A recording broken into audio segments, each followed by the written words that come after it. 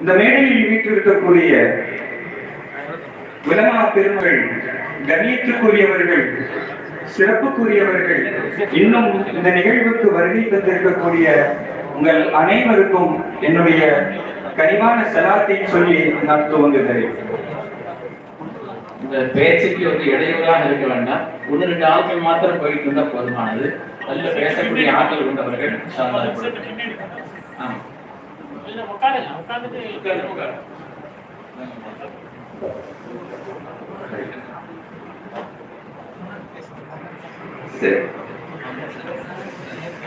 எங்கள் ஈரக்குலை பாபா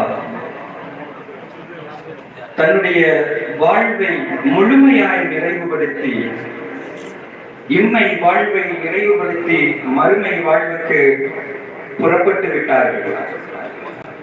எந்த தாயின் காலடியில் சுருக்கம் இருக்கிறதோ அந்த தாயை எனக்கு ஈன்றெடுத்து தந்த எங்கள் அருமை பாபா சுருக்கத்தின் மரத்தடியில் இன்று ஓய்வெடுத்துக் கொண்டிருக்கிறார்கள்.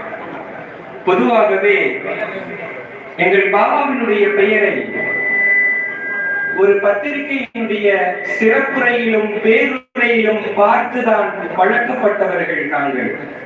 முதல் முறையாக கடந்த 2.5 மாதங்களாக நினைவேந்தல் என்கிற தலைப்பின் கீழ் நாங்கள் தொடர்ச்சியாக அதை பார்க்கிற போது ஒரு புதுமையாக இருக்கிறது. இருந்தாலும் இந்த அற்புதமான விழாவை, இந்த பேண்டமிக் சிச்சுவேஷன் சொல்லக்கூடிய இந்த நெருக்கடியான சூழ்நிலையில் கிட்டத்தட்ட 77 நாட்களுக்கு பிறகு ஜமாத்துல் உலமா சபை எடுத்திருக்கக்கூடிய இந்த அற்புதமான இந்த முன்னெடுப்புக்கு குடும்பத்தின் சார்பாக, எல்லா பிள்ளைகளின் சார்பாக மிக்க அடித்தளத்திலிருந்து பொங்கி பூரிக்கிற மகிழ்வை நாங்கள் காணிக்கையாக்குகிறோம். நான் அதிகமாக பேச விரும்பவில்லை. 2-3 நிமிடங்களில் நான் பேசி நிறைவு செல்லலாம் என்று விரும்புகிறேன். எங்கள் பாபா சாதாரணமாக பேச்சாளுமையை பற்றி அற்புதமாக உலமாக்கள் இங்கு பேசினார்கள். பாபா எனக்கு சொல்லிக் கொடுத்த சில விஷயங்களை மட்டும் சொல்லி என் வார்த்தைகளை நான் நிறுத்திக் கொள்கிறேன். பொதுவாகவே மேடையில பேசும்போது பயமா இருக்கும். அப்ப என்ன சொல்லுவாங்க, சாதாரணமா பேரறிஞர் அண்ணா சொல்றது போல் சொல்லுவார்கள், முன்னாடி இருக்கவங்க எல்லாம் முட்டாளு நினைச்சுக்கிட்டு உனக்குதான் எல்லாம் தெரிஞ்ச மாதிரி தைரியமா பேசு அப்படின்னு சொல்லுவாங்க. ஆனா பாபா சொன்னது நேர் எதிராக சொல்வார்கள்.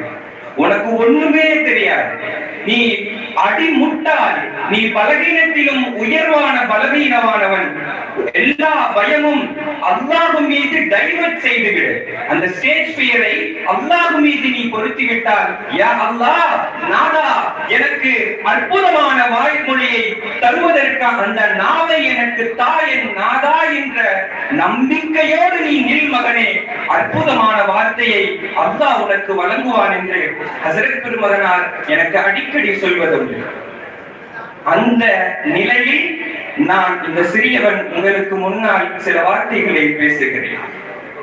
2010ஆம் ஆண்டு நான் சில பேச்சு போட்டிகளில் கலந்து கொள்வது வழக்கம். ஹஜ்ரத் அவர்கள், பாபா அவர்கள் எனக்கு குறிப்பு கொடுப்பார்கள். அதுல குறிப்பா ஒரு நாள் என்னாச்சுன்னா, ஒரு கேட்கும் போது சர்ச்சைக்குரிய சில விஷயங்கள்லாம் சொல்லுவாங்க. பெரியார் பத்தி ஒரு மாநில அளவுல ஒரு பேச்சு போட்டி. அப்போ பெயர் மாற்றம் பத்தி ஒரு தலைப்பு. இப்போ பாபாட்ட பல விஷயங்கள் கரு கொடுத்துருவாங்க. கேட்டுக்கிட்டே இருக்கும்போது ஒரு விஷயத்த சொன்னாங்க. அதை நான் வாங்கி பேசுறதுக்கு ரொம்ப தயக்கமா இருந்துச்சு எனக்கு. இல்லடா, நீ போய் பேசு, அமுட்டு பேர் அதிர்ந்து போவாங்கடான்னு நாங்க பாபா. என்னன்னு பாபா சொல்றீங்க? அப்ப நான் ஒரு 10வது படிக்கும் 15 வயது உடையவன். இப்போ நான் போறேன், பேராசிரியர் பர்வீன் சுல்தான் நடுவரா இருக்காங்க, கலைஞர் டிவி லைவ் நடக்குது. இருந்தாலும் பாபா சொல்லிட்டாங்க, இன்ஷாஅல்லாஹ் பேசுவோம், தவக்குல் தலல்லான்னு பேசுறேன். யாராவது ஒருவர் பெரியாரை பற்றி பேசினால் அவர்களை நான் வெட்டுவேன் என்று நான் சொன்னேன். உடனே கேமரா ஆஃப் பண்ணிட்டு தம்பி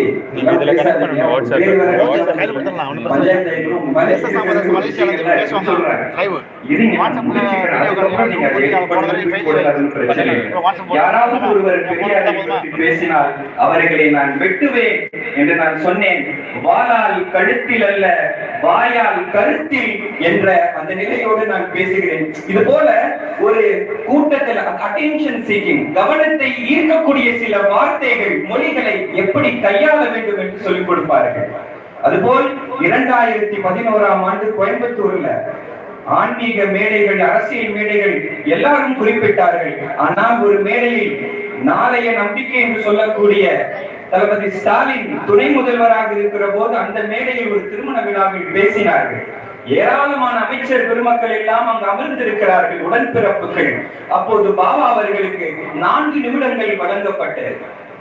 நான் நினைக்கிறேன் ஏதோ மாவட்ட நிர்வாகி சுலைமான் நினைக்கிற அவருடைய மகன் துணை அமைப்பாளர் இளைஞரணி அப்பாஸ் அவர்களுடைய திருமண விழாவில் துவக்கத்தில் 16 விதமான செல்வங்கள், வலிமை, துணிவு, நோயின்மை, பொறுமை, நோயின்மை, வீரம், பாருங்க நமக்கே வரிசையா வரல, பாபா மகன் அறிவு சொன்னாங்க.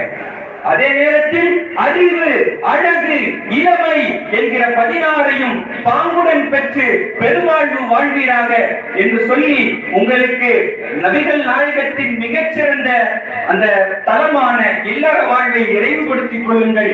அதே நேரத்தில் சதீதா, அழகிய சொற்களை நீங்கள் பயன்படுத்திக் கொள்ளுங்கள். இது 2ஐயும் சொல்லி வஸ்ஸலாமு அலைக்கும் அப்படின்னு உட்கார்ந்துருவாங்க. இந்த பொறுமையா அஸ்ஸலாமு அலைக்கும் வரஹ்மத்துல்லாஹி தஆலா வ பரகாத்துஹு அப்படின்னு அஸ்ஸலாமு அலைக்கும், அதுவே ஒரு பாபாவுடைய ஒரு அற்புதமான ஸ்டைல். பேசிட்டு பாபா உட்கார்றாங்க.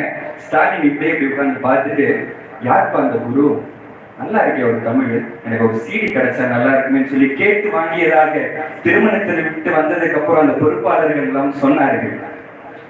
அப்படிப்பட்ட ஒரு பாபா. பல தளங்களில் பேசிக்கொண்டே இருக்கலாம், நேரத்தை கருதி நான் முடித்து விடுகிறேன். ஒரே ஒரு விஷயம், மதிப்பிற்குரிய ஜமாத்துல் உலமாவுடைய பொதுச் செயலாளர் ஹஜ்ரத் அன்வர் பாதுஷா ஹஜ்ரத்தோடு 2012ஆம் ஆண்டு கூத்தாநல்லூர் பள்ளிவாசல் திறப்பு விழாவிற்கு நாங்கள் ட்ரெயின்ல பயணம் செஞ்சோம். அப்ப விவாதம் நடந்துகிட்டு இருந்துச்சு. பிஜேயோட சைஃபுதீன் அஸ்லமும் பிஜேக்கும் ஒரு விவாதம் நடக்கும்போது பல சுவாரஸ்யமான விஷயங்களை ஹஜ்ரத் 8 மணி நேரம் சிரிச்சுக்கிட்டே வந்தாங்க. ஒரு அற்புதமான ஒரு விஷயம். அப்போ ஹஜ்ரத் சொல்லி வைக்கிறாங்க, பாபா ஜும்மா பேருரை கிட்டத்தட்ட 2000-2500 பேர் அந்த இடத்துல கூடி இருக்கிறாங்க. ஒரு பெரிய திடல். அப்போ பிரியாணி போட்டு எல்லாம் போய் கச்சா மச்சான்னு போயிட்டு இருக்கு. அதாவது ஒரு இடத்தில் அந்த யாரெல்லாம் எப்படி விருப்பப்படுவார்களோ, மேடையில் இருப்பவர்களை நாம் நிறைவுபடுத்த வேண்டும் என்று ஒருபோதும் நினைத்ததில்லை. எது சரியானதோ, எது நீதியானதோ அதை நோக்கிதான் பாபாவுடைய சிந்தனை அந்த இடத்திலே இருந்ததை பின்னால ஒரு பிளாஸ்க்ல பால் வச்சுக்கிட்டு பார்த்த சில அனுபவங்கள் உண்டு. குறிப்பா சும்மா பேருரை 35 நிமிஷம் பேசுறாங்க. ஒரு 5 நிமிஷம் முன்னாடி நடுவுல கொஞ்சம் சலசலப்பு, முன்னாடி வராங்க, பின்னாடி போறாங்க, போயிட்டே இருக்கிறாங்க. அப்போ முன்னாடி இருக்க மேடையில் இருக்கிற முத்தவல்லி ஒரு மலேசியாக்காரர் தான், அவர் முழு செலவுல பள்ளிவாசல கட்டினாரு. எல்லாரும் அமைதியா இருப்பா, இங்க ஒரு 4 பேர் வாலண்டியர்ஸ் எல்லாரும் அமைதியா இருங்கன்றாரு. எல்லாரும் சொல்லிட்டே இருந்தே பாவா அவங்க எல்லாம் நல்லாதான் போறாங்க, அதிகாரம் பண்றவங்க கொஞ்சம் பெருமையா பேசுங்க, அதுவே போதுமானது அப்படின்னு அந்த இடத்துல சொன்னாங்க. அப்போ பேச்சு அப்படியே போய்கிட்டே இருக்கு.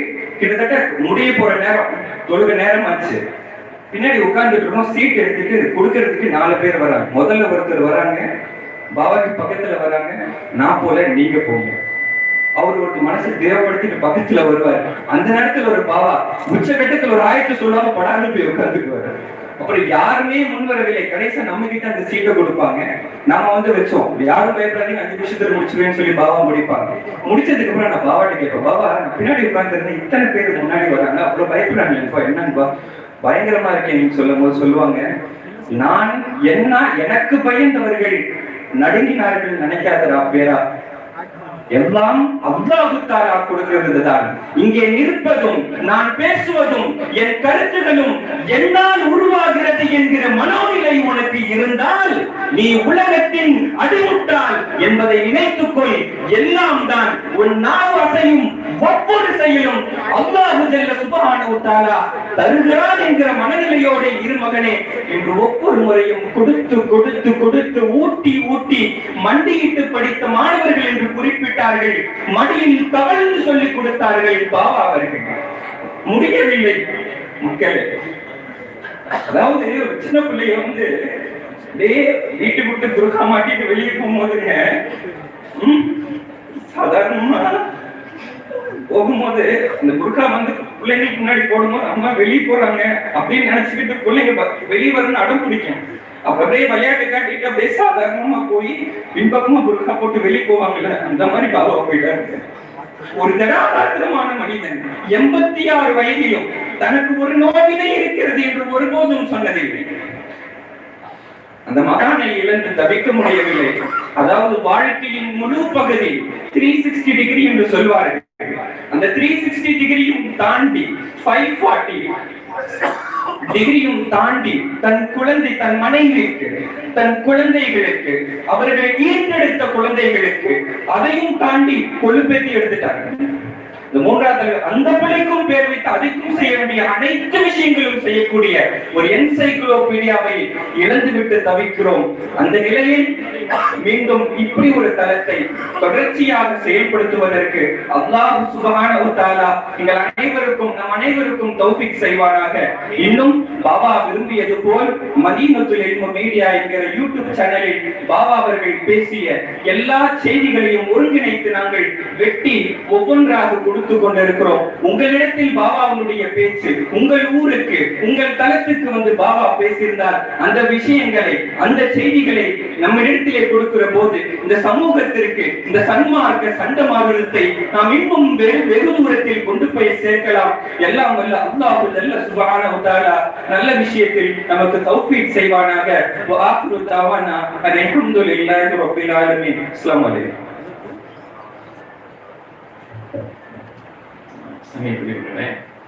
அதர்த்தவர்களை பற்றி நாம் எவ்வளவு பேசினாலும் பேசிக்கொண்டே இருக்கலாம். வயசு 85 தாண்டினாலும் கூட ஒரு நாள் கூட அதர்த்தனுடைய நோயை பற்றி அதர்த்தவர்கள் சொன்னதை பார்த்தாங்க. அன்னைக்கு தான் நானும் ஊர்ல திருநெல்வேலி மாவட்டத்தில் ஒரு பகுதியில் இருந்திருக்கேன். சரீரமோசா தான் ஃபோன் பண்ணி மாறியாச்சு. அதற்கு 2 நாளைக்கு முன்னால ரொம்ப முடியலம்மா, உடம்புலாம் வலிக்குதுன்னு சொன்னாங்க. அதற்கு அப்படி சொல்லவே மாட்டேன். அதற்கு அவரை நினைத்தால் இன்னும் மனது தாங்க முடியல. அல்லாஹ் தஆலா உபாந்தாயின் சீதேவிகளான திருமக்களுக்கு எல்லாம் உயர்ந்த ஜன்னத்துல் ஃபிர்தௌஸை வழங்கி வரவும், இதேபோல் ஹயாத்தா இருக்கக்கூடிய உஸ்தாதுமார்களுக்கு எல்லாம் நீங்க ஹயாத்தை தந்தரவும் நாம் இந்த நேரத்தில் துஆ செய்கிறோம். இந்த நிகழ்வு என்பது அதற்குடைய குடும்பத்தாராலும் அதே போல அதற்குடைய மாணவர்களாலும் நடத்தப்படுகிறது என்பதை மீண்டும் ஒரு தடவை ஞாபகப்படுத்திக் கொள்கிறோம். தொடர்ந்து அதற்கவருடைய பற்றி நினைவேந்த நிகழ்ச்சியிலே தமிழ் மாநில ஜமாத்துல் உலமா சபையினுடைய ஆற்றல் மிக்க பொதுச் செயலாளர் சங்கி டாக்டர் அனுபவபாலகிருஷ்ணன் அதற்கவர்களை பற்றி பேசுவார்.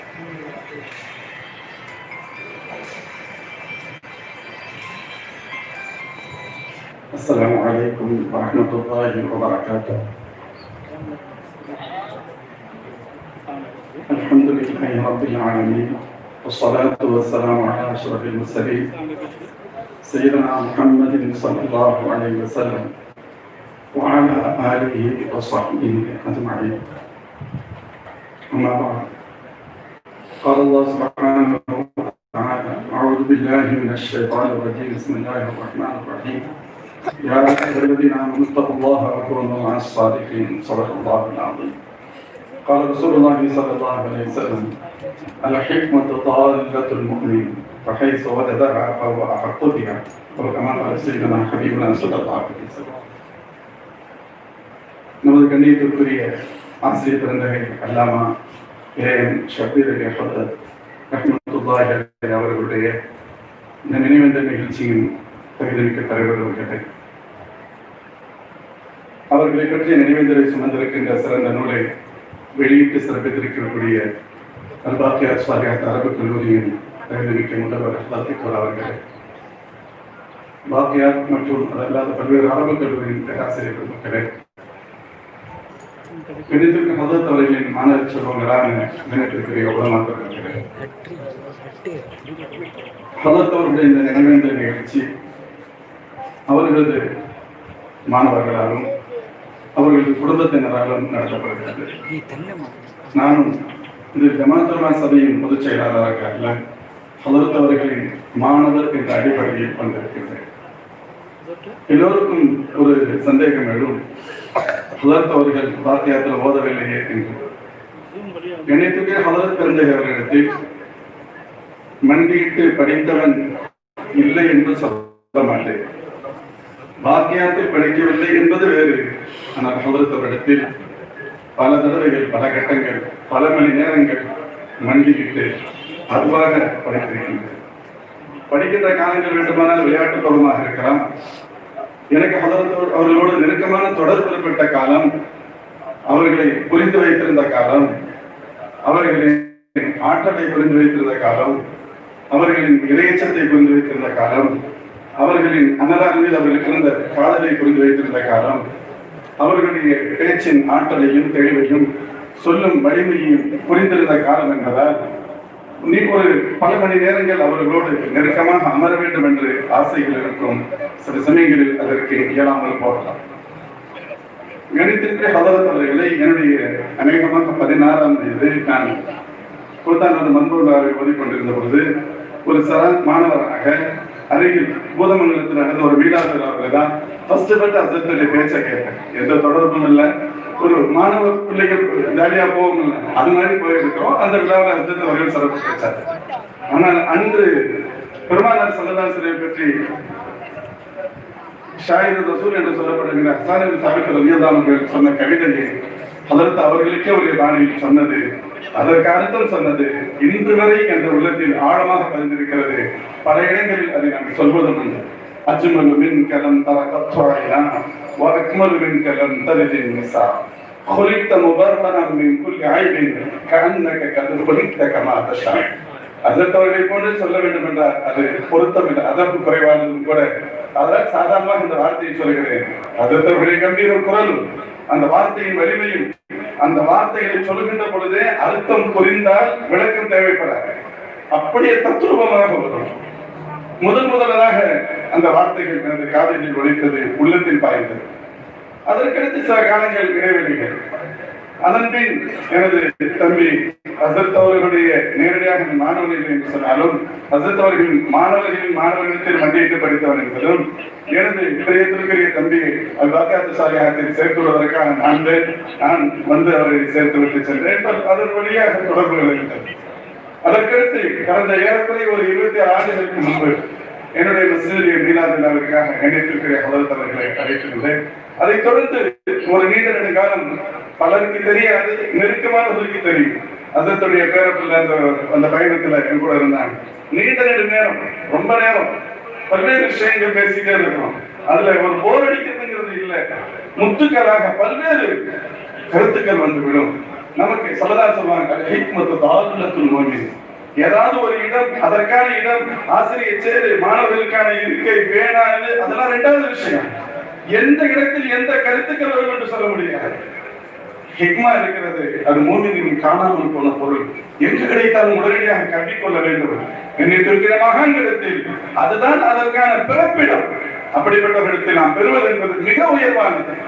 இப்படி பல்வேறு கட்டங்கள் ஹசரத் அவர்களோடு நெருக்கமான தொடர்பு இருந்தது. மிக அல்ஹம்துலில்லாஹ். ஹசரத் அவங்க மதீனத்தில் சென்னையில ஆரம்பிச்சிருக்கிறாங்க. துவக்க விழாவுக்கும் போயிருக்கேன். ஹசரத் சந்திப்போம். ஹசரத் வருத்தப்பட்டிருக்காங்க, என்னமா நீங்க எல்லாம் இங்கெல்லாம் இருக்கீங்கிற கதை நீங்க வந்து ஆரம்பிச்சோம், நீங்க எல்லாம் யாருமே கண்டுக்கிற மாட்டேங்கிறீங்க, வந்து அடிக்கடி வந்து போக மாட்டேங்கிறீங்க அப்படின்னு சொல்றாங்க. ஒரு முகப்பத். அதே போல ஒரு தடவை ரமலானுடைய நேரம் இரவு 12 மணி இருக்கும். நாங்க ஒரு பயானி போய்கிட்டு இருக்கோம் வயல்ல, எனது மாணவர்களோடு பிள்ளைகளோடு. அப்ப அந்த இடத்துக்கு கொஞ்சம் தூரமான இடம், சென்னையில் தான். அந்த இடத்துக்கிட்ட நெருங்கிட்டோம். அசத்துடைய போன் வந்துச்சு. ஏதோ சில தகவல்கள் பேசுறதுக்காக போன் போட்டிருந்தாங்க. போன் போட்டு அசத் சொன்ன வந்து தகவலை முடிச்ச உடனே நான் அந்த சந்தர்ப்பத்தை பயன்படுத்திக்கிறேன். எனக்கு நினைவே இல்லை. நம்ம சாதாரண ஒரு வண்டியில போய்கிட்டு இருக்க, பயானுக்காக போய்கிட்டு இருக்கோம். எனக்கு கொடுக்கப்பட்ட தலைப்பு சிரிப்பும் அழகும் கொடுக்கப்பட்டிருக்கு. நான் எனக்கு தெரிஞ்ச சில தகவல்களை திட்டமிட்டு போயிருக்கேங்கிறது வேறு. அப்ப அசத் அவங்க சொல்ல வந்த தகவலை முடிச்ச உடனே மெதுவா கேட்டேன், அசத் நான் ஒரு பயானுக்கு போறேன், எனக்கு தலைப்பு இப்படி கொடுத்துருக்காங்க, எப்படி என்ன சொன்னா நல்லா இருக்கு, எனக்கு கொஞ்சம் சொல்லித்தாங்கன்னு சொன்னேன். அது சொன்னாங்க, இது என்ன விஷயம், ரப்பனா ஆத்தினா ஃபித் துன்யா ஹஸனா வஃபில் ஆখিরাতি ஹஸனா வகினா அஸாபன்னார். முந்தைய பகுதி சிரிப்பை பற்றியது, இரண்டாவது பகுதி அழகை பற்றியதுன்னு சொன்னாங்க. அவர்கள் சொன்ன விதம் அந்த கொடுத்தது எனக்கு அது பல மணி நேரம் பேசுறேன் மெட்ரோ விஷயம் தானே. அந்த கருப்பொருள் கிடைக்க வேண்டும் அல்லவா? சொன்ன உடனே அப்படி அல்ஹம்துலில்லாஹ். அதே போல அதாவது அதோட தொடர்பு எந்த அளவுக்கு இருந்துச்சு ஒரு மகிழ்வுக்காக நான் சொல்றேன். கணிதத்துக்கு அந்த இந்த பேர் என் தம்பி அகமது யூனிசா இருக்கணும் அல்லது வேறு பேர் யாருன்னு தெரியல. நேபாளத்துல படிச்சுட்டு இருக்காங்க.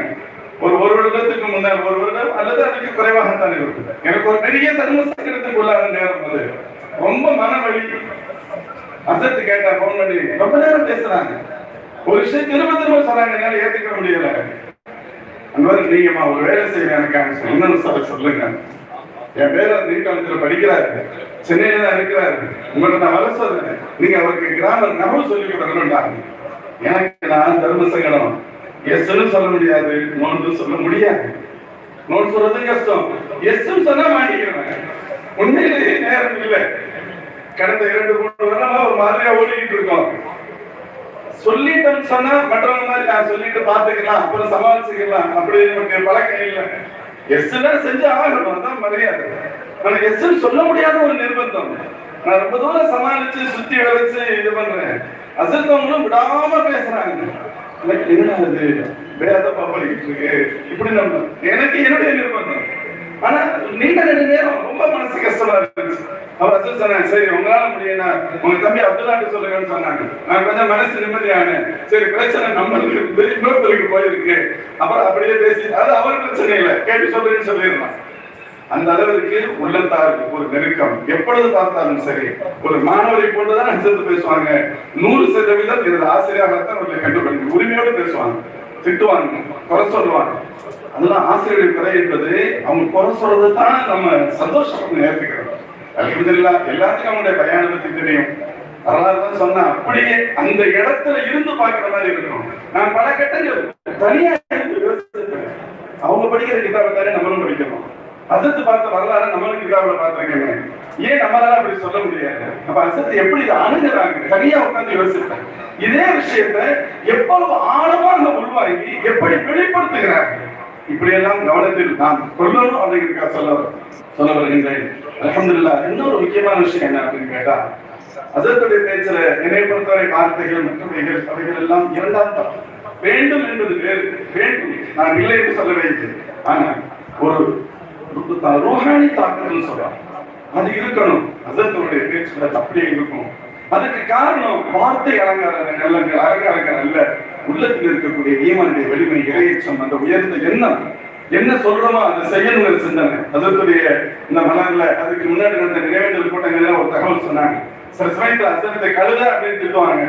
கழுதைன்னு சொன்னா இருக்கிற சின்ன பொம்பளை பிள்ளைங்க கூட அவங்க வீட்டுல யாராவது ஒரு குழந்தையுடைய தலையிலிருந்து துணி கொஞ்சம் விலகி இருக்கும், உடனே கழுதைக்கு வார்த்தைக்கு யாரும் அர்த்தம் தேட மாட்டாங்க, யாரும் சொல்லணும்னு பார்க்க மாட்டாங்க.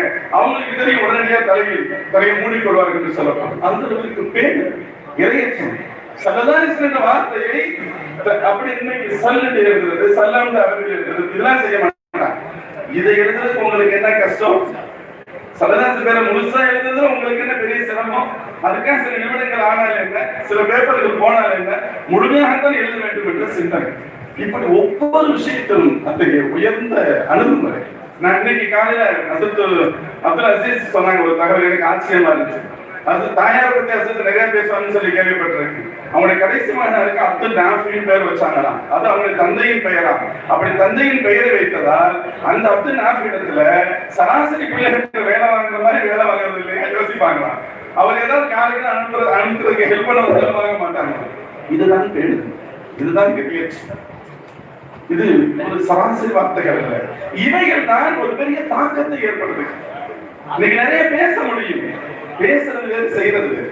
அல்லாம அபூஸர் ரஹ்மத்துல்லாஹி சொல்றாங்க, அஸ்தக்ஃபிருல்லாஹ் மின் கௌலின் பிலா அமல் கத் நஸபத் பிஹி நஸ்லன் லிதி வஃப். அடுத்து சொல்வாங்க, அமர்து பில் கைர லாக்கின் மா தமர்து பிஹி வ மஸ்தகம்து ஃபமா கௌலி லகஸ்தகி. செய்ன்னு சொல்ற நானே செய்யறது இல்ல, நானே சரியா இல்ல, உன்னைக்கு சரியான்னு சொல்றது எனக்கு சொல்லுக்கு என்ன மரியாதை இருக்க போகிறது? இறைச்சத்தின் உச்சம் பேருந்ததின் எல்லையை கடந்தவர்கள் எப்படி பேசுவார்கள்? இதை போன்று அல்லாஹ் அந்த என்ன சொல்றோமோ அந்த வார்த்தைகளை செயல்படுத்திக் கொண்டு வருவது, இறைச்சத்தில் உள்ளத்தில் ஆழமாக தாங்கி இருப்பது, இதுதான் அவர்களுடைய ரூஹானி தாக்கத்திற்கான காரணம் என்று நான் விளங்கி வைத்திருக்கிறேன். அதே போன்று அந்த உயர்ந்த சிந்தனைகள் உயர்ந்த முடிவுகளை தருகிறது. ஹசரத் அவங்க வாங்க நேரத்துல பேசுறது யாரையும் பேச விட மாட்டாங்க, கோபப்படுவாங்க, கடுமையாக கண்டிப்பாங்கன்னு கேள்விப்பட்டிருக்கோம். அல்ஹம்துலில்லாஹ் எவ்வளவு நசீபா அல்லாஹ் கொடுத்தான். அவர்கள் இறக்கின்ற நேரம் வாங்க சொல்லப்படுகின்ற நேரம், வாங்க கேட்கிறாங்க, வாங்குக்கு பதில் சொல்றாங்க. அதற்கு பின்புதான் திரு கலிமாவோடு அவருடைய ரூஹ் பிரிகிறது என்று சொன்னாங்க. நமக்கு வேண்டுமானால் அவர்கள் இறப்பு கவலைக்குரியதாக இருக்கலாம், ஆனால் ஹகீகத்தில் சொல்லுவாங்க அல் மௌத்து தஹ்ஃபத்துல் முஃமின், ஒரு முஃமினுக்கு வழங்கப்படுகிற சன்மானம் மரணம்.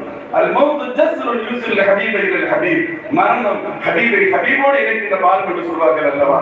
அதற்கிணங்க அல்லாஹ் அவர்களுடைய இறுதி முடிவையும் அமைத்து தந்திருக்கிறான் என்றால் அதை நினைத்து நாம் பெருமிதப்படுகிறோம். அந்த உயர்ந்த மகான்களை நாம் வாழ்வியலை பின்பற்றி அவர்கள் வழித்தடங்களை அப்படியே பின்பற்றி அவர்கள் செய்த சேவைகளுக்கு வாரிசராக இருந்து சேவைகளும் செய்து நாமும் இறையச்சத்தில் நடந்து நாமும் சரியாகி இந்த உம்மத்தையும் சீர் செய்யக்கூடிய அவர்கள் சேர்ந்த உயர்ந்த செல்வத்தில் நாம் என்றென்று நிலைத்து இருக்கக்கூடிய நசீபை அல்லாஹ் எனக்கும் உங்களுக்கும் உலக மூமின்கள் அனைவருக்கும் குறிப்பாக ஆளுங்கள் அனைவருக்கும் தருவானாக என்று இந்த நல்ல நேரத்தில் பிரார்த்தித்தவனாக வாய்ப்புகளுக்கு நன்றி கூறி நிறைவு செய்கிறேன். அஸ்ஸலாமு அலைக்கும் வரஹ்மத்துல்லாஹி வபரகாத்துஹு.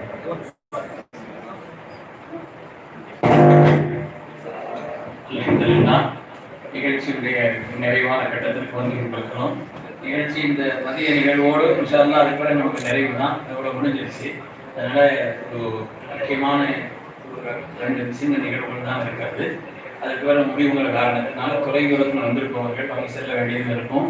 அதனால இன்ஷா அல்லாஹ் இன்னொரு 1/2 மணி நேரத்துக்குள்ள இந்த நிகழ்வுகள் நிறைவாகும்.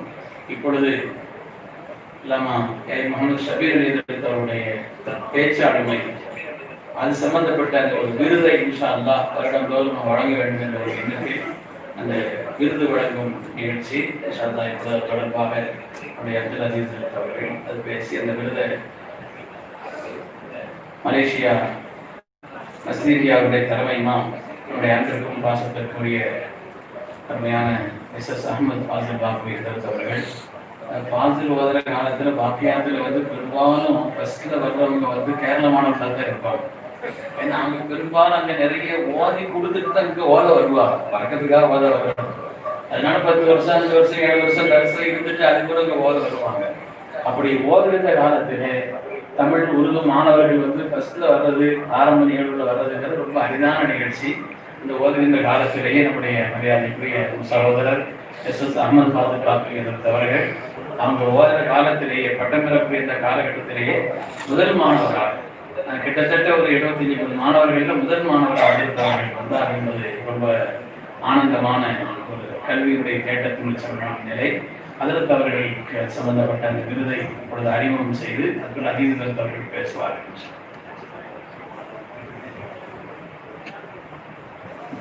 அஸ்ஸலாமு அலைக்கும் வரஹ்மத்துல்லாஹி வபரகாத்துஹு. கண்ணியத்துக்குரிய ஆலிம் பெருமக்களே, உஸ்தாதுமார்களே,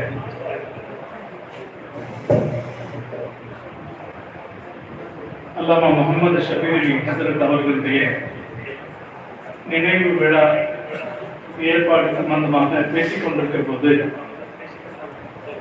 ஹஸரத் அவர்களுடைய பெயரால் ஒரு விருதை ஏற்படுத்த வேண்டும் என்ற ஆலோசனை பரிமாறப்பட்டது.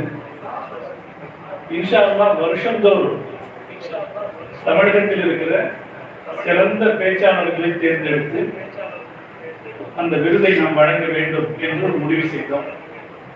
அதுக்கு என்ன காரணம் அப்படின்னா, இன்னைக்கு காலையில சுபுருக்கு பிறகு நடந்த நிகழ்ச்சியில நான் சொன்னது போல நாம பார்த்த தலைமுறையில ஆலிம்கள்ல ஷபீர் ஹஸரத் அவர்களைப் போல மேடை பேச்சில் வெற்றி கண்ட ஒரு பேச்சாளரை நாம் பார்க்கவில்லை.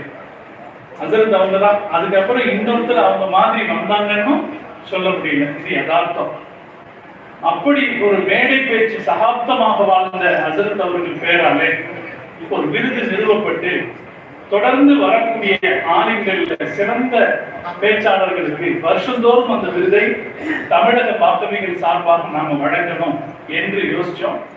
இந்த விருது மட்டுமல்ல, இதே போல தர்சு நடத்துவதில் சிறந்து வழங்கக்கூடியவர்களுக்கும் அப்படி ஒரு விருது வழங்கப்படணும். அது இன்ஷா அல்லாஹ் அடுத்தடுத்த காலங்களில் அது செய்யப்படணும்னு தீர்மானிச்சோம். நல்ல தீர்மானம் தானே. இந்த வருஷம் அந்த விருதுக்கு யாரை தேர்ந்தெடுக்கலாம் அப்படின்னு ஒரு பட்டியல் வச்சோம். இது ஒரு ஆய்வுக்குழு வச்சு தேர்ந்தெடுக்கிறது தான். ஆனா நேரம் போதலைங்கிறதுனால ஒரு சில பேர் உட்கார்ந்து இந்த முடிவு பண்ணணும். யாரை தேர்ந்தெடுக்கலாம் என்று ஒரு பட்டியல் பரிசீலிக்கப்பட்டது. நான் அந்த பெயர்களை எல்லாம் சொல்ல விரும்பல. காரணம் என்னன்னா அந்த பேர்ல இருக்கிற பலருக்கு இன்ஷா அல்லாஹ் இனி வரக்கூடிய காலங்களில் விருதுகள் கிடைக்கும். பெயர்கள் பரிசீலிக்கப்பட்ட போது எல்லோருடைய ஏகோபித்த முடிவாக எஸ்.எஸ். அகமது ஹசரத் அவர்களுடைய பெயர் சொல்லப்பட்டது.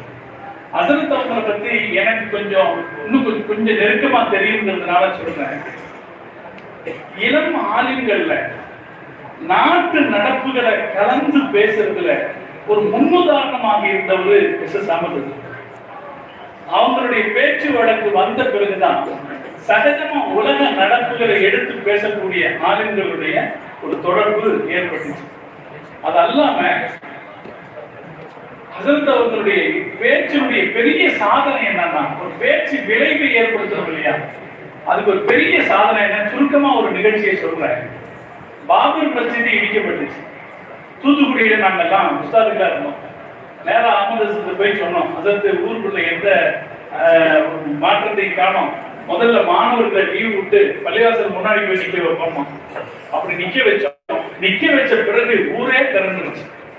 ஊர் திறந்த பிறகு அங்க இருக்கிற டிஎஸ்பி வந்து, இன்னைக்கு நீங்க எந்த இதுலையும் செஞ்சிடாதீங்க, நீங்க ஒரு பெரிய மாநாடு ஒரு பெரிய ஊர்வலம் நடத்தி கலெக்டருக்கு மனு கொடுக்கிறதுக்கு நான் ஏற்பாடு பண்றேன்னு சொன்னார். அவர் சொன்னதன் அடிப்படையில ஒரு நாள் அறிவிச்சு ஊர்வலத்துக்கு கூட்டத்தை கொடுத்தோம். அந்த கூட்டத்தை தூத்துக்குடி மாநகரம் அது வரைக்கும் பார்த்ததில்லை. அவ்வளவு பெரிய கூட்டம் திரண்டு நிற்கிறது. மதரசாவுடைய 3வது மாடியை நின்று நான் அந்த கூட்டத்தை பார்த்துக்கிட்டு இருக்கேன். கீழே பார்த்தா வெளியில இருந்து வந்த சில பேரு அவங்க வேட்டியை அவுத்து கட்டிட்டு இருக்கிறாங்க. உள்ள ஆயுதங்கள் இருந்துச்சு. பள்ளிவாசலுக்குள்ள இருக்காங்க, ஆயுதங்கள் இருந்துச்சு. நான் ஓடி வந்து அகமது சார் நிலைமை ஒரு மாதிரி இருக்குது அப்படின்னு சொன்னேன். சொன்ன பிறகு ஹசரத் அவங்க அந்த ஊர்வலம் தொடங்குறதுக்கு முன்னால ஒரு பயான் செய்தாங்க. மாஷா அல்லாஹ், வாழ்நாள்ல மறக்க முடியாத பயான். ஒரு இக்கட்டான நேரத்தில், மிக நெருக்கடியான நேரத்துல சாதுரியமான தன்னுடைய பேச்சினால எப்படி ஒரு கடினமான சூழ்நிலையை மாற்ற முடியுங்கிறதுக்கு உதாரணமான பேச்சாக அந்த பேச்சு இருந்தது. அப்படி ஒரு அருமையான பேச்சு அதற்கு பேசினாங்க. அப்படி அந்த பேச்சின் விளைவாக அந்த கூட்டம் அப்படியே நிதானம் அடைந்து கூட்டம் நிம்மதியா போயிட்டு வந்துச்சு. மறக்க முடியாத நிகழ்வு. இப்படி ஹசரத்தினுடைய பேச்சாற்றல்ங்கிறது பல வகையில சிறப்பு தன்மை வாய்ந்தது. அவருடைய அறிவாற்றலை கொடுத்து ஹசரத் சொன்னாங்க. மாஷா அல்லாஹ், எல்லாருக்கும் ஒரு முன்னுதாரணமா இருக்குங்கிறதுக்காக சொல்றேன். ஒரு கிதாபை ஒரு தடவை இப்படி பார்த்துட்டாருன்னா போதும், அவங்கெல்லாம் பொறாமையா இருக்கும்.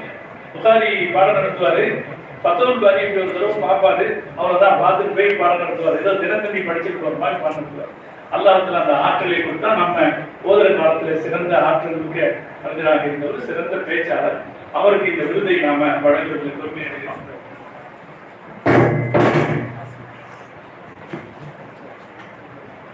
இந்த விருதை நான் வாசிக்கிறேன். அல்லாமா ஏஎம் முகமது ஷபீர் அலி ஹசரத் ஃபாசில் பாக்கவி பேச்சாளுமை விருது.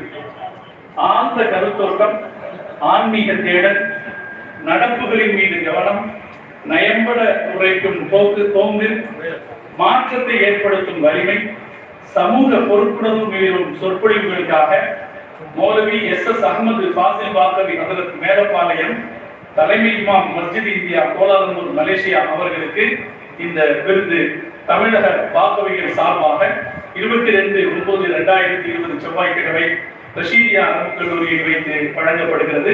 இந்த விருதை மரியாதைக்குரிய நம்முடைய உஸ்தாத் பெருந்தகை ஹசரத் ராகி கிதாயி ஹசரத் அவர்கள் இந்த விருதை வழங்குவார்கள்.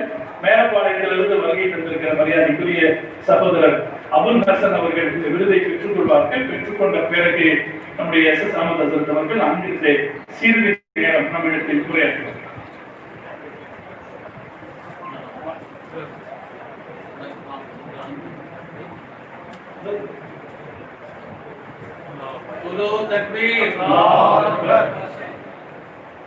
பேசலாம்.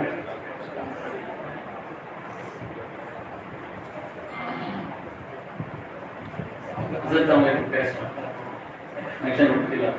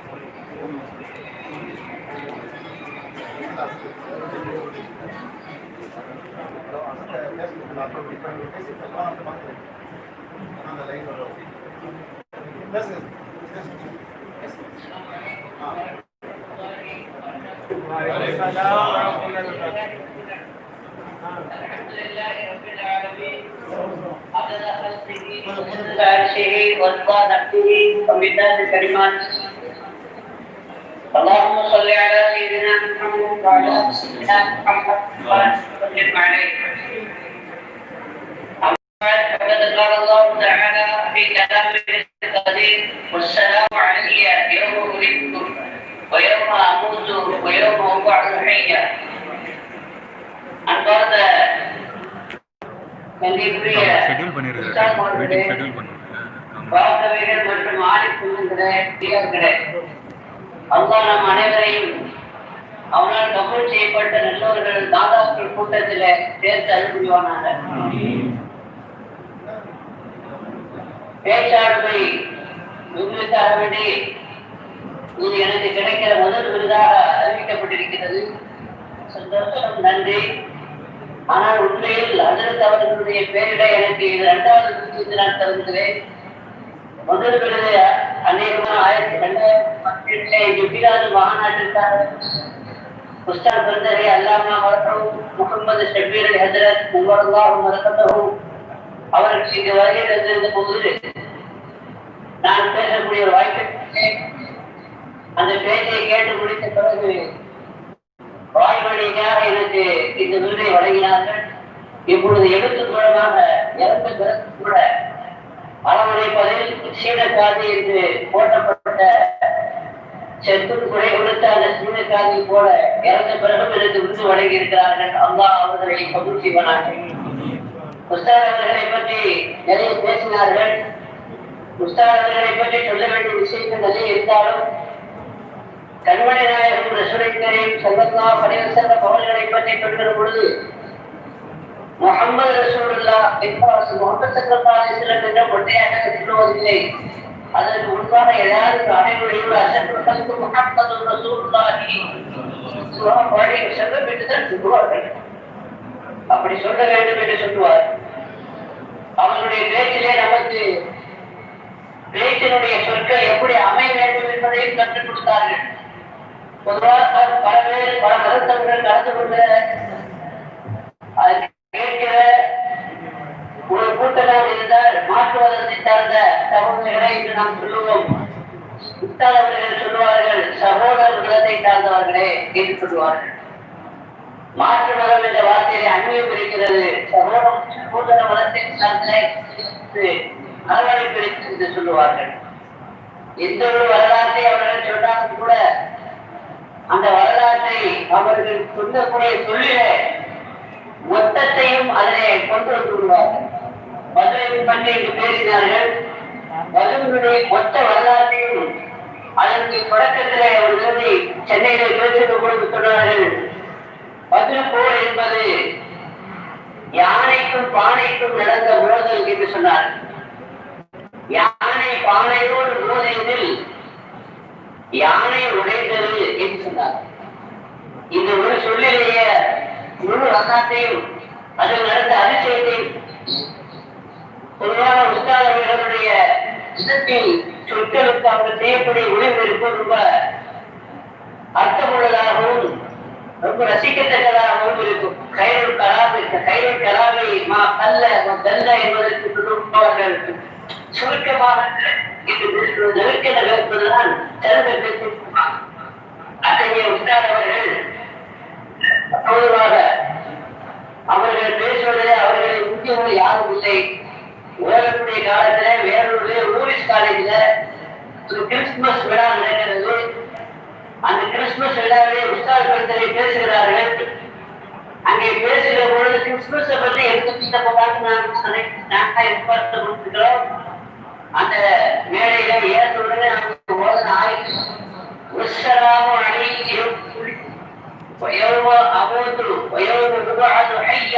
வார்த்தை ஓதுனாங்க. வேலையே அழுந்தது. அதுக்கு தர்ஜுமா செய்கிற பொழுது கிறிஸ்துமஸ் வாழ்த்துக்களை அல்லாஹ் சொன்னான். ஈசா நபி அலைஹிஸ்ஸலாம் வாய்ப்புள்ளமாக சொன்னார் என்று ஆச்சரியமான கிறிஸ்துமஸ் வாழ்த்துக்களை குர்ஆனிலிருந்து எடுத்து சொல்லி நபிகள் நாயகம் ஸல்லல்லாஹு அலைஹி வஸல்லம் அவர்களுடைய பிறந்த நாள் அது வாழ்க்கப்பட வேண்டிய நாள் என்பதையும் இங்கு நாம் கோடிட்டு காட்ட வேண்டிய ஒரு செய்தியையும் நமக்கு சொல்லித் தந்தார்கள். அத்தகைய உஸ்தாத் அவர்களை நாம் ஒரு பேச்சாளராக மட்டும்தான் நாம் பார்க்கிறோம். இதுவரை பேசுவர்களும் சொன்னார்கள். நான் ஒரே ஒரு செய்தியை அவர்களை நாம் எப்படி பார்க்க வேண்டும் என்பதையும் ஆன்மீகத்தை பற்றி பேசுகிற பொழுது அவர்கள் அதிலே கடந்துள்ளது என்று சொன்னோமே தவிர ஆன்மீகத்தில் அவர்கள் கண்ட ஆழத்தையும் அவர்களின் மருத்துவாவையும் அவர்களின் நிலைகளையும் அனைவரும் இங்கு பேசுவது யாரும் சொன்னதா என்று தெரிவித்து ஒருவேளை அந்த மனதில் காட்டப்பட்டிருக்கலாம். மேலப்பாளையத்துல செய்து முகமது சாதல் பார்க்கவே என்ற ஒரு என்னுடைய நண்பர் புகாரியா தரீகாவுடைய தரீஃபா உஸ்மானிய மசாவுடைய பேராசிரியர் அவருடைய வீட்டுக்கு வந்திருக்கிறாங்க. உதவு செய்து வந்திருக்கும் பொழுது அங்க ஒரு பெண்மணி இருந்தாங்க. இவங்க யாரையும் கேட்டாங்க செய்யணும். அந்த செய்யணும் பார்க்க இருக்கிறார என்னுடைய பாலியல் செய்து கொஞ்சம் குஷி ஜாஸ்தி. அவர் என்னுடைய மனைவியை சொல்ல வேண்டியதுதானே, இது ரெண்டாவது மனைவிங்க. ஏன்னா முதல் மனைவி இறந்து போயிட்டாங்க, ரெண்டாவது கல்யாணம் பண்ணியிருக்காரு. இந்த வார்த்தையை கேட்ட உட்காந்து போகுது. என்னடா ரெண்டாவது மனைவி அதே சொல்ற தனிமைப்படுத்தி வித்தியாசப்படுத்தி ஏன் சொல்ற மனைவி சொல்ல வேண்டியது சத்தம் போட. ஆனா அந்த மனைவி ஆரம்பிச்சிட்டாங்க பாருங்க உஸ்தாது. இவங்க எப்ப பார்த்தாலும் யார் இதை பத்தி கேட்டாலும் ரெண்டாவது மனைவி புரிந்து அறிமுகப்படுத்துறாரு அப்படின்னு சங்கத்தை அந்த உஸ்தாத வழித்த பிறகு விட்டாங்க. அவங்க உஸ்தாத வார்த்தை சொன்னாங்க, கவலைப்படாதமா இவனுக்கு ஒரு பெண் குழந்தை பிறக்கும்னு சொன்னான். நல்லா யோசனை பண்ணி பாருங்க. செய்தி பார்வை அந்த நேரத்துக்கு வயசான நிறைய இருந்தாரு. முதல் ஒன்றைக்கு நிறைய குழந்தைகள் அதாவது பக்கத்தான குழந்தைகள் உண்டு. அவங்க அதோட நாட்டுப்படி இறந்து போச்சுன்னா இப்ப கல்யாணம் பண்ண வேண்டிய ஒரு சூழ்நிலை. ரெண்டாவது கல்யாணம் பண்ணி வைக்கிற மனைவி படகுல 2 ஏற்கனவே கல்யாணம் பண்ணவங்க. அவங்களுக்கு ஏற்கனவே குழந்தைகள் இல்லை, கொஞ்சம் உடனே தனி படிப்பு பருமனாக இருந்தது. 2 பேரையும் பார்த்து அனைவரும் குழந்தை பெற வாய்ப்பு கருதப்பட்ட ஒரு நேரத்துல பெண்ணை பார்த்த உடனே சொன்னாங்க குழந்தை பிறக்குன்னு சொன்னாங்க. ரொம்ப சந்தோஷமா இருந்ததுன்னு சொன்னார் சேவிமுகமது. அதே மாதிரி பெண் குழந்தை பிறந்துச்சு. அதுல எடுத்து பாருங்க என்ன பேர் வைக்கணும் அப்படின்னு கேட்கிற சேவிமுகமது பார்த்து இல்ல இல்ல உஸ்தாதே கேட்டாங்க என்ன பேர் தான் வைக்க போறேன்னு கேட்டுக்கிறான். அம்மாவோட பேர் வைக்கலான்னு பாக்குறேன்னு சொல்லிடுறாரு. இல்ல இல்ல உங்களுக்கு குழந்தை பிறந்து எதனால தெரியுமா நபிபுத்தர் முஸ்லியா அவருடைய துவா பண்றதுல குழந்தை பெற்றுச்சு. அதனால நீங்க அவங்களுடைய பேரை வையன்னு சொன்னதாக அதை தகவல் சொன்னாங்க. இந்த 2 செய்தியை அவங்களுடைய கவனத்துக்கு கொண்டு வந்தது. குழந்தை பிறந்த செய்தியை முன்னரே சொன்ன குழந்தை பிறந்ததுக்காக நபிபுத்தர் முஸ்லியாவுக்கு துவா சொன்னால் அந்த துவாவை எப்படி அவர் அறிந்து கொண்டார்கள், எப்படி கண்டுகொண்டார்கள், அவர்கள் அல்லாவுடைய அதாவது அறிவுல அல்லாவுடைய இடத்துல எந்தளவுக்கு மத்த பாவத்தை இருந்தார்கள் என்பதை நான் மூலமாக தெரிந்து கொள்கிறேன். இப்படிப்பட்ட எத்தனை நிகழ்ச்சிகள் கொடுத்து காலத்தின் அருமையை கருதி நான் இப்போது நிறைவு செய்ய விரும்புகிறேன். உஸ்தாது பெருந்தகை அவர்களுக்காக ஏற்பாடு செய்யப்பட்டிருக்கிறதா வெற்றி பெற வேண்டும். அதற்காக வேண்டி பாடுபட்ட வாக்குமைகள் உத்தாதுமார்கள் ஆரின் பெருந்தகைகள் எல்லோருக்கும் அல்லாஹ் சிறந்த கூலியை வழங்குவானாக. உஸ்தாத் அவர்களுடைய குடும்பத்திற்கு அல்லாஹ் சிறந்த பகரத்தையும் அல்லாஹ் வழங்கியல் புரிவானாக. உஸ்தாத் அவர்களுடைய மன்னரையை வெளிச்சமாக்கி அவர்களுக்கு பெருத்த வர்த்தமானாக. நான் யோசிச்சவனாக உஸ்தாத் சேரத்து நடந்துச்சு. எல்லாரும் குரான் போதுனாங்க பார்த்த வீடெல்லாம். ஆனா ஒரு வாரத்துக்கு முன்னாடி இந்த அறிவிப்பு வந்த அவருடைய மகன் அப்துல் ரஹீம் பிரசாதிக்கு இருக்கிறாரு. அவரு ஒரு கனவு கண்டார். அந்த கனவுல இப்பாடு நடக்குது. அந்த மஜ்லிஸ்ல உஸ்தாத் வந்திருக்கிறார். அப்படின்னா நீங்க கடந்து கொண்ட இந்த மஜ்லிஸ்ல உஸ்தாதுடைய பொதுவையை தெரிகிறது என்பதை திராவிட மஜ்லிஸ்ல அவங்க இருந்தாங்க. அதாவது பாம்பே ஆனந்த் வீட்டுக்கு அதாவது ஆர்டர் பண்ணிருக்கிறாங்க. வழக்கு வாடி சொல்லி அனுப்பியிருக்கிறாங்க. 8000 ரூபாய் பில்லு வந்திருக்காரு கொடுத்துருப்பா அப்படின்னு சொல்லியிருக்கிறாங்க. அப்படின்னா இந்த மஜ்லிஸ் அவங்களுக்கு அப்ரூவ் கொடுக்குறாங்கிறதையும் ஒரு வாரத்துக்கு முன்னாடியே அவர்கள் இதற்காக தயாராகி விட்டார்கள் என்பதையும் இந்த மஜ்லிஸ்ல அவர்களுடைய உதவியத்தோடு விடைபெறக்கூடிய இந்த மஜ்லிஸ்ல இந்த மஜ்லிஸ்ல அல்லாஹ் நம்மையும் ஒரு சிறந்த பேச்சாளராக மட்டும் நாம் இல்லாமல் ஒரு சிறந்த முன்னுதாரணமான ஒரு ஆய்வாகவும் நாம் இருக்க வேண்டும். பட்சத்தில் எப்படி நடந்து எப்படி மரியாதை செய்வது என்பதற்கும் அதுதான் முன்மாதிரி அளவுகோல். அதே போல மாணவர்களிடத்தில் எத்தனைக்கு பாசத்தோடு நடந்து கொள்ள வேண்டும் என்பதற்கும் அவர்கள் தான் அளவுகோல். அத்தகைய பாக்கியத்தை எல்லாம் நம் அனைவருக்கும் வழங்கி அனுப்புவானாக. மீண்டும் உங்கள் எல்லோருக்கும் தெரிவித்து வாய்ப்பளித்ததற்கு அஸ்ஸலாமு அலைக்கும் வரஹ்மத்துல்லாஹி வபரகாத்துஹு.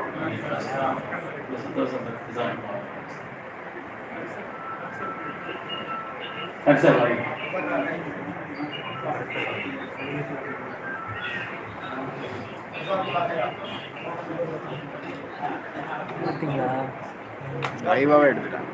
எல்லாம் யூடியூப்ல